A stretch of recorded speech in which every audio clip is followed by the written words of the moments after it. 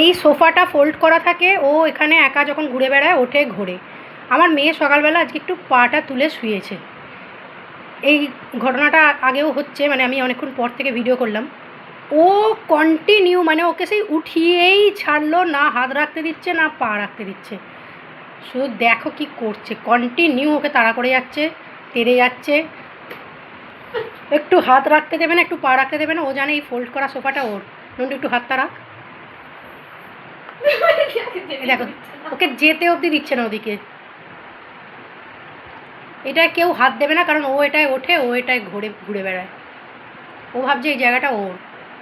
কেউ সাধারণত এটা বসে না, এটা এরকমই ফোল্ড করা থাকে, আর ও উঠে এর ওপরেই ঘুরে বেড়ায়। যে ও হাত দিয়েছে বলে রেগে যাচ্ছে, রেগে রেগে আবার ডাকছে।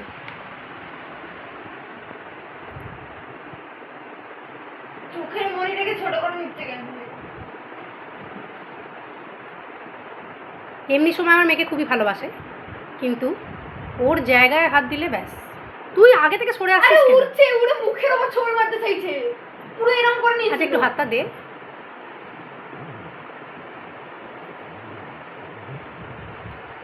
কি রেগে গেছে, প্রচন্ড রাগ। এই দাঁড়া না, তো ভয় পাচ্ছিস কেন ওকে? এই রে, এখানেই থাকবো, উঠবই না, এখানেই থাকবো। ও আমি এখানেই থাকবো। রীতিমতো ঝগড়া করছে। এই মাটি করেছে, তোর জায়গাটায় বসে পড়লো।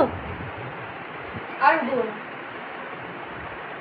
আর উঠবো না, এখানেই থাকবো।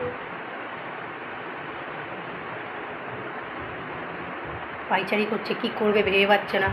ভালোবাসে দিদিকে, আবার দিদি জায়গাটাও নিয়ে নিয়েছে, কি করবে এখন বুঝতে পারছে না। রেগেও যাচ্ছে, কিছু বলতেও পারছে না। এদিকে রেগে যা খুশি তাই করছে, একদম সুতো টুতো ছিঁড়ে